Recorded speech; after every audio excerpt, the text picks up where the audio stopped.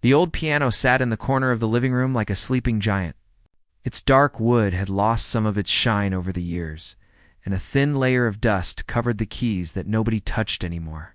For almost 2 years now, the piano had stayed silent. No music came from it. No melodies floated through the house. It just sat there, waiting. Margaret was 78 years old, and she had played that piano for most of her life. Her fingers knew every key by heart. She could close her eyes and still find the right notes for hundreds of songs. But ever since her husband Harold passed away, she could not bring herself to sit on that bench again. Every time she looked at the piano, she saw him sitting beside her. She remembered how he would turn the pages of her sheet music and smile at her while she played. Those memories were too heavy to carry, so she stopped playing altogether. Her daughter Linda called her one Thursday evening. Margaret was sitting in her kitchen, drinking tea and watching the birds outside her window. The phone rang twice before she picked it up. "Mom, I was thinking," Linda said. "Why don't we have a family gathering at your place this Sunday? Everyone misses seeing each other, and the kids keep asking about Grandma's house." Margaret hesitated. She loved her family more than anything in the world, but large gatherings tired her out these days. The house felt too quiet for company. She had gotten used to the silence. "I don't know, sweetheart," Margaret replied. "The house is a mess. I haven't had people over in so long." "Mom, nobody cares about that," Linda said gently. "We just want to see you. Besides, there's something else. Do you remember that your granddaughter had a baby 3 years ago?" Of course, Margaret remembered. Little Sophie was born right before the world shut down. The pandemic had kept everyone apart for so long. Margaret had only seen her great-granddaughter a handful of times, and most of those visits were short and hurried. "Well," Linda continued, "she's not so little anymore. She's 3 now, and she talks nonstop. She keeps asking about her great-grandma. She wants to see the big house with all the pictures on the wall." Margaret felt something warm spread through her chest. A 3-year-old wanted to see her. A child she barely knew was curious about her life, her home, her stories. "All right," Margaret said after a long pause. "Let's do it. This Sunday." After she hung up the phone, Margaret looked around her living room. The place had become frozen in time since Harold died. His reading glasses still sat on the side table next to his favorite chair. His coat still hung by the front door. She had not changed anything because changing things meant accepting that he was really gone. But now, with family coming, she felt a small spark of energy she had not felt in months. She stood up slowly, her knees protesting as they always did, and began to tidy up. She dusted the shelves and wiped down the tables. She washed the windows until the afternoon light poured in golden and warm. She changed the old flowers in the vase and put out fresh ones from her garden. As she worked, she kept glancing at the piano. It stood there like an old friend she had been ignoring. The bench was pushed in neatly, just the way Harold had left it the last time he sat there. Margaret walked over to it and ran her fingers along the top of the instrument. The wood was cool under her touch. She remembered the day they bought this piano. It was 45 years ago. They were young and full of dreams. Harold had saved up for months to surprise her with it. When the delivery men carried it into their first small apartment, Margaret had cried tears of joy. She played for hours that night while Harold sat on the floor and listened, his eyes full of love. Over the years, the piano moved with them from home to home. It was there when their children were born. Linda used to fall asleep to the sound of lullabies played on those keys. Their son David learned to walk by holding onto the piano bench for support. The instrument had been part of every birthday, every holiday, every ordinary Tuesday evening when Margaret just felt like playing, and then Harold got sick. The doctors did everything they could, but some battles cannot be won. In his final weeks, Harold asked Margaret to play for him every day. She would sit at the piano and fill the room with music while he rested on the couch nearby. Sometimes he would hum along. Sometimes he would just close his eyes and smile. The last song she ever played for him was a soft, slow piece that they both loved. When she finished, he looked at her and said, "Thank you for the music, my love. Thank you for everything." Passed away 2 days later. After the funeral, Margaret tried to play again. She sat down at the bench and placed her hands on the keys. But when she pressed down, the sound that came out felt wrong. It was empty. The notes hung in the air with no one to hear them. She closed the lid and walked away. She had not opened it since. Now, as she prepared for the family gathering, Margaret wondered if she would ever play again. The thought scared her and comforted her at the same time. Part of her wanted to let the music back into her life. Another part of her was afraid that playing would make her miss Harold even more. She spent the next few days getting ready. She called Linda to ask what food she should prepare. She called David to make sure he was bringing the whole family. She even called her granddaughter to hear little Sophie's voice on the phone. "Hi, great-grandma." Sophie shouted into the phone. Her voice was high and excited. "Mommy says you have a really big house. Is it true?" Margaret laughed. It was a real laugh, the kind that came from deep inside. "Well, it's not that big, sweetheart, but it has a lot of stories inside it. I like stories," Sophie said. "Will you tell me stories when I come?" "I will tell you all the stories you want," Margaret promised, after she hung up. Margaret sat in her quiet living room and looked at the piano once more. She thought about all the stories that instrument could tell. The wedding songs and the birthday tunes, the late-night melodies and the early morning practice sessions, the love and the loss and everything in between. She walked over and sat down on the bench. Her heart beat a little faster. She lifted the lid slowly, revealing the black and white keys beneath. They looked exactly the same as they always had. Waiting, patient, ready. Margaret placed her fingers on the keys, but did not press down. She just sat there, feeling the cool ivory under her fingertips. Memories washed over her like waves. She saw Harold's face, young and old. She heard his voice telling her how much he loved her music. A single tear rolled down her cheek. She wiped it away and closed the lid again. Not yet. She was not ready yet. But maybe, just maybe, Sunday would change that. She stood up and walked to the kitchen to start preparing food for her family. Outside, the sun was setting, painting the sky in shades of orange and pink. Somewhere in the distance, a bird was singing its evening song, and in the corner of the living room, the piano waited. Sunday morning arrived with a soft rain that cleared by noon. Margaret woke up early, even before the sun had fully risen. She had barely slept the night before. Her mind kept racing with thoughts about the day ahead. Would the food be enough? Would the house feel warm and welcoming? Would little Sophie like her? She got out of bed and shuffled to the kitchen in her slippers. The coffee pot gurgled to life, filling the room with its rich, familiar smell. Margaret stood by the window and watched the last of the rain clouds drift away. The sky was turning blue, and she took it as a good sign. By 10 o'clock, she had prepared more food than a small army could eat. There were trays of sandwiches, bowls of fresh fruit, a pot of soup simmering on the stove, and 2 different cakes cooling on the counter. She had baked Harold's favorite chocolate cake without even thinking about it. When she realized what she had done, she just smiled sadly and kept working.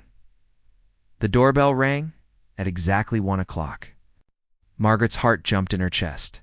She smoothed down her dress, checked her hair in the hallway mirror, and opened the door. Linda stood on the porch with her arms full of covered dishes. Behind her, the trunk of her car was still open, packed with even more containers. "Mom, you look wonderful," Linda said, leaning in to kiss her mother's cheek. "I brought the roasted vegetables and that pasta salad you like, and some extra bread, just in case." "Just in case of what?" Margaret laughed. "I already have enough food to feed the whole neighborhood." Linda stepped inside and immediately began arranging her dishes in the kitchen. She moved around the space like she had never left it. Margaret watched her daughter work and felt a wave of gratitude wash over her. Linda had been her rock these past 2 years. She called every day, visited every week, never once made Margaret feel like a burden. 20 minutes later, another car pulled into the driveway. Margaret looked out the window and saw her son David climbing out of the driver's seat. He was a tall man with graying hair and kind eyes that looked just like his father's. From the back seat came his twin teenagers, a boy and a girl who had grown so much since Margaret last saw them. "Grandma!" The twins shouted as they ran up the porch steps. They wrapped their arms around her and Margaret almost lost her balance from the force of their love. "Careful now," she laughed, hugging them back. "I'm not as sturdy as I used to be," David followed behind. carrying a bouquet of flowers and a bottle of wine. He kissed his mother on the forehead and handed her the gifts. "The house looks great, Mom," he said, looking around. "It feels good to be back." The twins immediately asked if they could explore the attic. Margaret nodded and warned them to be careful on the old stairs. They disappeared up the staircase in seconds, their footsteps thundering overhead. "Looking for treasure," David said with a shrug. They'd been talking about Grandma's attic all week. Apparently, they remember finding some old comic books up there years ago. Margaret smiled. That attic held decades of memories. Old photographs, baby clothes, letters tied with ribbons, and yes, boxes of comic books that had belonged to David when he was young. She was glad the twins wanted to explore. It meant the family history would live on. The house was getting louder now. Linda and David were catching up in the kitchen. The twins were making noise upstairs. Pots were clanking, and someone had turned on the radio. It was a kind of chaos that Margaret had almost forgotten. For 2 years, her house had been silent. Now, it was bursting with life. She was just about to sit down and rest her feet when she heard one more car pull up outside. Her heart began to beat faster. She knew who this was. Through the window, she watched a young woman step out of the car. It was her granddaughter, Linda's daughter, all grown up now with a family of her own. She had the same brown hair and warm smile that ran through generations of their family, and then from the back seat came the smallest member of the family. Sophie was 3 years old with curly hair and round cheeks. She wore a yellow dress with white flowers on it, and she clutched a stuffed rabbit in her arms. Her eyes were wide as she looked up at the big house in front of her. Margaret opened the front door and stepped onto the porch. For a moment, she just stood there, taking in the sight. 4 generations of her family were now under one roof. Her daughter, her son, her grandchildren, and now her great-granddaughter. It was more than she had dared to hope for. Sophie spotted her and froze. The little girl studied Margaret carefully, the way children do when they meet someone new. Then, slowly, a smile spread across her face. "Great-grandma?" Sophie asked in her tiny voice. "That's me, sweetheart," Margaret said, her voice cracking with emotion. Sophie let go of her mother's hand and walked up the porch steps, one careful step at a time. When she reached the top, she looked up at Margaret and said, "You're old." Everyone burst out laughing. Margaret laughed hardest of all. "Yes, I am," she agreed. "Very, very old." Sophie seemed satisfied with this answer. She reached up and touched Margaret's wrinkled hand with her small fingers. "Mommy says old people tell good stories," Sophie said matter-of-factly. "Do you have stories?" Margaret knelt down slowly, her knees aching in protest, until she was eye-leveled with the little girl. "I have more stories than you could ever imagine," she whispered. "Would you like to hear some?" Sophie nodded eagerly. Margaret took the child's hand, and together they walked inside. The living room was warm and filled with sunlight. Family members were scattered everywhere, talking and laughing and filling the space with love. Then Sophie stopped walking. Her eyes had landed on something in the corner of the room.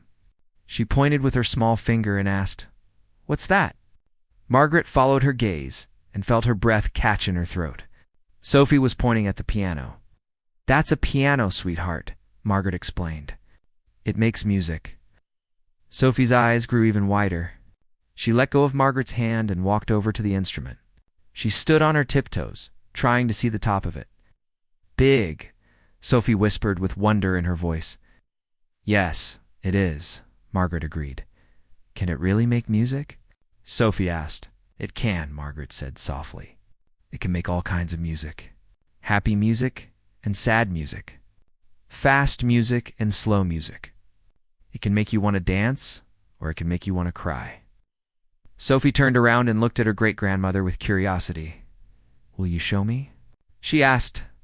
Margaret opened her mouth to answer, but no words came out. She looked at the piano, and all the memories came flooding back. Harold sitting beside her, the songs they shared, the silence that followed his death. Before she could respond, Linda called everyone to the dining room for the meal. The moment passed, and Sophie skipped away to find her mother. Margaret stood alone in the living room for a moment longer. She looked at the piano one more time. The question still hung in the air. waiting to be answered. "Will you show me?" She did not know. But somewhere deep inside, a small door was starting to open. The dining room table had not been this full in years. Every chair was taken, and someone had even brought in an extra stool from the kitchen. Plates were passed from hand to hand. Spoons clinked against bowls. Voices overlapped as everyone tried to talk at once. Margaret sat at the head of the table, the same spot she had occupied for 40 years of family dinners. But for the past 2 years, she had eaten alone at this table, with only the ticking clock to keep her company. Now, surrounded by her children and grandchildren and great-grandchild, she felt like she was waking up from a long gray dream. Sophie had insisted on sitting next to her great-grandmother. The little girl had pulled her chair as close as possible and kept looking up at Margaret with curious eyes. Every few minutes, she would reach over and touch Margaret's hand, as if making sure she was real. "Grandma, do you remember that Christmas when the power went out?" David asked from across the table. He had a big smile on his face. "Dad tried to cook the turkey on the fireplace. Linda nearly choked on her water. Oh my goodness, I forgot about that. The whole house smelled like smoke for a week." Margaret chuckled at the memory. "Your father was so determined. He said our ancestors cooked over open flames, so how hard could it be?" "How hard was it?" one of the twins asked eagerly. "It's very hard," Margaret replied. "The turkey was black on the outside and raw on the inside. We ended up eating canned soup for Christmas dinner." The whole table erupted in laughter. Even Sophie giggled, though she did not fully understand the story. As the meal went on, more stories came pouring out. Linda told the tale of her first bicycle and how she had crashed into the mailbox on her very first ride. David shared the time he tried to sneak a puppy into the house and hide it in his closet. The twins competed to tell the most embarrassing stories about their father. David pretended to be offended while secretly enjoying every word. Through it all, Margaret listened and smiled. These stories were pieces of her life, moments she had lived through and sometimes forgotten. Hearing them again was like finding old photographs in a dusty box. Each one brought back feelings she thought she had lost, but woven through the happy memories were quieter ones. Stories about Harold, the way he used to make pancakes on Sunday mornings, the silly songs he sang to the children at bedtime, his habit of falling asleep in his armchair with a book still open in his hands when these stories came up. The table would grow a little quieter. People would glance at Margaret to see if she was okay. She always nodded and smiled, letting them know it was all right to remember him. She wanted them to remember him. Forgetting would be worse than the pain. After the main course, Linda brought out dessert. When she set the chocolate cake on the table, David's eyes went wide. "Mom, is that Dad's favorite?" he asked softly. Margaret nodded. "I made it without even thinking. My hands just knew what to do." Linda reached over and squeezed her mother's hand. No words were needed. As slices of cake were handed around, Sophie climbed onto Margaret's lap. The little girl seemed perfectly comfortable there, as if she had done it 100 times before. She played with Margaret's pearl necklace, letting the smooth beads slide through her tiny fingers. "Pretty," Sophie said, holding up one of the pearls. "Your great-grandfather gave me those," Margaret told her. "A long, long time ago on our wedding day." Sophie looked up with interest. "Where is he?" The table went quiet. Linda and David exchanged worried glances. No one was sure how to explain death to a 3-year-old. Margaret stroked the little girl's hair gently. "He's not here anymore, sweetheart. He went away to a place where he doesn't hurt anymore. But he loved this family very, very much. And I know he would have loved you." Sophie thought about this for a moment. Then she said, "Is he the man in the pictures?" Margaret nodded. There were photographs of Harold all over the house. Young and old, smiling and serious, alone and with his family. His face was everywhere. "He looks nice," Sophie decided. "He was nice," Margaret agreed, her voice thick with emotion. "He was the nicest man I ever knew." The conversation slowly picked up again. The twins started arguing about something on their phones. Linda began clearing dishes. David poured more wine for the adults. Life moved forward the way it always does, but Sophie was not finished with her questions. "Great-grandma," she said, tugging on Margaret's sleeve. "Mommy plays music for me at home. She has a little piano. Do you have a little piano too? Margaret smiled. No, sweetheart. I have a big piano. You saw it earlier, remember? Sophie's face lit up. The big one in the room with the flowers? That's the one. Mommy says music is magic, Sophie continued. She says it can make you feel things inside. Is that true? Margaret thought about all the times music had carried her through life. The happy songs at parties and weddings. The sad songs during hard times. The quiet melodies she played late at night when she could not sleep. Yes, she said, music is magic. It can make you feel things that words cannot say. Sophie absorbed this information with the seriousness only a child can have. Then she tilted her head and asked the question that changed everything. Great-Grandma, can you play the big piano for me? The room fell silent. Forks stopped moving. Conversations died mid-sentence. Everyone turned to look at Margaret. Linda held her breath. She knew how much pain that piano represented. She had watched her mother walk past it every day for 2 years without touching it. David leaned forward slightly, his eyes filled with concern. He remembered how his mother used to play for hours, filling the house with beautiful sounds. He also remembered the day she stopped. The twins looked confused, sensing the tension but not understanding it. But Sophie just waited, her innocent eyes fixed on her great-grandmother's face. She had no idea what she was asking. She did not know about the grief or the silence or the memories that lived inside that instrument. She only knew that she wanted to hear music. Margaret looked at her great-granddaughter. Then she looked across the room at the piano. It sat there in the corner, patient as always. The late afternoon light was falling on it now, making the dark wood glow with warmth to years. It had been 2 years since she touched those keys. 2 years since music had lived in this house. 2 years of silence and sorrow and wondering if she would ever feel whole again. She thought about Harold. What would he want her to do? The answer came to her instantly. He would want her to play. He had always wanted her to play. Music was how they had fallen in love. Music was how they had said goodbye. Margaret took a deep breath. Her heart was pounding so hard she could feel it in her ears. I don't know, sweetheart, she said slowly. It's been a very long time. Sophie placed her small hand on Margaret's cheek. The touch was soft and warm. Please, she whispered. That single word hung in the air like a note waiting to be played. Margaret looked at her family. At Linda, with tears forming in her eyes. At David nodding slowly, encouraging her. At the twins watching with newfound interest.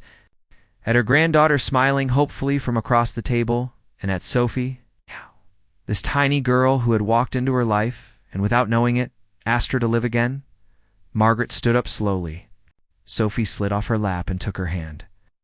All right, Margaret said, her voice trembling.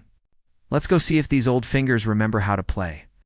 The walk from the dining room to the living room was only a few steps, but to Margaret, it felt like crossing an ocean. Her legs trembled slightly as she moved. Sophie's small hand held on to hers, guiding her forward with the simple trust that only a child can have. Behind them, the rest of the family followed quietly. Linda wiped her eyes with the back of her hand, trying not to let her mother see. David had his phone ready in his pocket, but he did not take it out yet. This moment felt too sacred to disturb. The twins walked on tiptoe, as if loud footsteps might break some kind of spell. The piano waited in the corner where it had always been. Late afternoon sunlight poured through the windows and fell across its surface like a golden blanket. Dust particles floated in the air, dancing in the light. The room was completely silent except for the soft ticking of the grandfather clock in the hallway. Margaret stopped a few feet away from the instrument. She stood there, just looking at it. This piano had been her companion for 45 years. It had heard her laughter and her tears. It had celebrated her joys and comforted her sorrows. And for the last 2 years, it had waited patiently for her to return. Sophie tugged gently on her hand. Is this the magic one? She asked in a whisper. Margaret smiled despite the tears forming in her eyes. Yes, sweetheart. This is the magic one. She took a deep breath and walked the final steps to the piano bench. The wood creaked softly as she sat down. It was the same sound it had always made, familiar and unchanged. She positioned herself the way she had done thousands of times before. Back straight, feet flat on the floor, hands resting in her lap. The family gathered around in a half circle. Linda sat down on the edge of the couch, her hands clasped tightly together. David stood behind her with his hand on her shoulder. The twins found spots on the floor, crossing their legs and watching with wide eyes. Margaret's granddaughter held Sophie in her arms, positioning the little girl so she could see everything. Margaret lifted the fallboard slowly. The hinges complained slightly from months of neglect, but then the cover was up, and the keys were revealed. Black and white, stretching out before her like an old friend extending a hand. She stared at them for a long moment. Her fingers hovered above the keys but did not touch them. Memories rushed through her mind like water breaking through a dam. She saw herself as a young bride, playing at her wedding reception while Harold watched with love in his eyes. She saw herself as a new mother, singing lullabies while tiny Linda slept in a crib nearby. She saw birthdays and holidays and ordinary evenings that had become extraordinary because of music.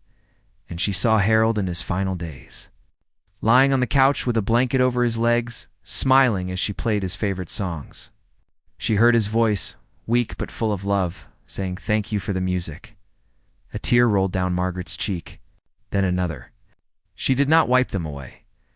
Linda started to stand up, ready to comfort her mother, but David gently held her back. He shook his head slightly. This was something Margaret needed to do on her own. Margaret closed her eyes. She let the grief wash over her, not fighting it anymore. For 2 years, she had been running from this pain. She had avoided the piano because touching it meant feeling everything she had lost. But now, with her family around her and Sophie's innocent eyes watching, she understood something important. The music was not the source of her pain. The music was the bridge to everything she loved. She opened her eyes and placed her fingers on the keys. The ivory was cool and smooth, exactly as she remembered. She pressed down gently and a single note rang out into the room. It hung in the air like a question waiting for an answer. Then her fingers began to move. The song she chose was not planned. It simply came to her, rising up from somewhere deep inside. It was the piece Harold had loved most, a soft, flowing melody that moved like moonlight on water. The notes were gentle at first, almost hesitant, like a voice that had forgotten how to speak. But slowly, the music grew stronger. Margaret's fingers found their rhythm. Muscle memory took over, guiding her hands across the keys with a grace she thought she had lost. The melody filled the room, swirling around her family and wrapping them in its warmth. Linda let the tears fall freely now. She made no sound, but her shoulders shook with silent sobs. David blinked rapidly, his jaw tight with emotion. The twins sat perfectly still, transformed by the beauty of what they were hearing. Sophie stood frozen in her mother's arms. Her little mouth hung open in wonder. She had never heard anything like this before. The sound was bigger than she could understand, more beautiful than any lullaby she had ever known. Margaret played on. The music carried her backward through time. She was 30 again, playing at her anniversary party while Harold danced with Linda. She was 45, teaching David's children their first simple songs. She was 60, playing carols at Christmas while snow fell outside the window, and then she was 76. Sitting beside Harold's hospital bed, playing softly while machines beeped in the background, he had reached out and touched her hand between songs. His grip was weak, but his eyes were full of peace. "Don't ever stop playing," he had whispered. "Promise me." She had promised. And then she had broken that promise for 2 long years. But not anymore. The melody reached its highest point, the notes climbing towards something beautiful and unreachable. Margaret felt Harold's presence beside her as if he were sitting on the bench the way he always used to. She could almost hear him humming along, slightly off-key, the way he always did. Then the music began its descent, growing softer and slower. The notes became gentler, more tender. Margaret poured everything into those final phrases. All her love, all her grief, all her hope for the future. She reached the last line of the song. Her fingers slowed. The final chord hung in the air, pure and clear, and then faded into silence. For a moment, no one moved. No one spoke. The room itself seemed to hold its breath. Then Sophie broke free from her mother's arms and walked over to the piano. She stood beside Margaret and looked up at her great-grandmother with shining eyes. "That was the most beautiful thing I ever heard," she said in her small, serious voice. Margaret reached down and pulled the little girl onto her lap. She held her tight, breathing in the sweet smell of her curly hair. "Thank you, sweetheart," Margaret whispered. "Thank you for asking me to play." Behind them, the family began to move again. Linda rushed forward and wrapped her arms around her mother. David joined them, and then the twins. Then everyone was hugging and crying and laughing all at once. The piano bench was crowded now, surrounded by 4 generations of one family. The instrument that had been silent for so long had finally spoken again, and its voice had brought them all together. Sophie reached out and pressed one of the keys. A single note rang out, high and bright. "Can you teach me?" she asked. Margaret looked down at her great-granddaughter, at those eager eyes so full of possibility. She thought about all the years ahead, all the songs yet to be played, all the memories yet to be made. "Yes," she said, smiling through her tears. "I can teach you." And in that moment, Margaret knew that Harold was smiling too. The sun had begun to set outside the windows, painting the sky in shades of orange and purple. Inside the living room, the family remained gathered around the piano, still caught in the magic of what had just happened. No one wanted to move. No one wanted to break the spell. Margaret sat on the bench with Sophie still on her lap.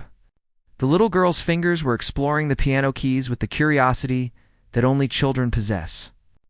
She pressed one key, then another, listening carefully to each sound as if it held some great secret. "This one is different," Sophie announced, pressing a black key. "It sounds funny." "That's called a sharp," Margaret explained. "It makes a slightly higher sound than the white key next to it." Sophie nodded seriously, absorbing this information like it was the most important thing in the world. She pressed the black key again, then the white one beside it. Comparing the two sounds, Linda watched from the couch, her eyes still red from crying. But now she was smiling. She could not remember the last time she had seen her mother look so alive. The color had returned to Margaret's cheeks. Her eyes had a spark in them that had been missing for 2 years. "Mom," Linda said softly, "that was beautiful. I forgot how much I missed hearing you play." Margaret looked up at her daughter. "I forgot too," she admitted. "I forgot how much I needed it." David cleared his throat. He was not the type of man who cried easily, but his voice was thick with emotion when he spoke. "Dad would have loved this," he said. "He always said your music was the heartbeat of this family." Margaret felt a fresh wave of tears threaten to spill over. But these were different tears. They were not tears of grief. They were tears of gratitude. "Your father was my biggest fan," she said. "Even when I made mistakes, he would clap like I had just performed at a concert hall. He never could carry a tune himself, but he loved music more than anyone I ever knew." The twins had been sitting quietly on the floor, but now one of them spoke up. "Grandma, can you play something else? Something happy?" Margaret thought for a moment. Then a smile spread across her face. "Do you remember the song I used to play at your birthday parties when you were little?" she asked. The twins looked at each other, trying to remember. Then recognition dawned on their faces. "The silly one?" the girl asked. "With the fast parts?" "That's the one." Margaret gently lifted Sophie off her lap and placed her on the bench beside her. The little girl sat up straight, proud to have a seat at the piano. "Now watch carefully," Margaret told her great-granddaughter. "This one is a little wild." Her fingers found the keys, and she began to play. The song was nothing like the gentle melody from before. This one was playful and fast, with notes that tumbled over each other like children running down a hill. It was the kind of music that made you want to tap your feet and clap your hands. The twins jumped to their feet and started dancing. Their movements were silly and exaggerated, all flailing arms and stomping feet. They bumped into each other and burst out laughing. David shook his head in amusement. "I remember this song. You played it at my 10th birthday party?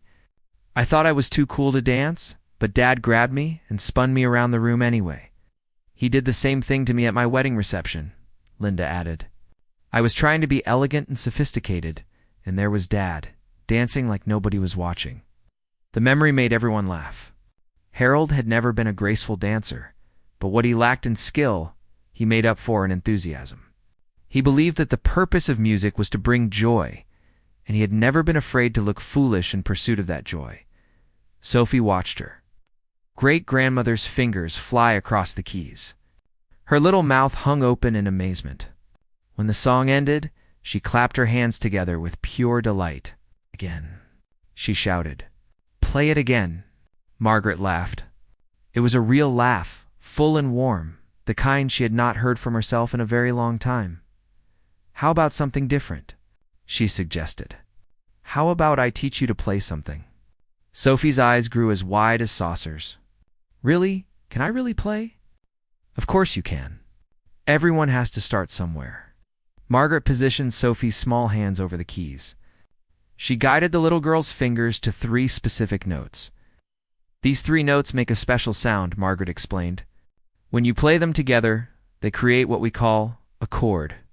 Try pressing them all at the same time." Sophie pressed down with great concentration.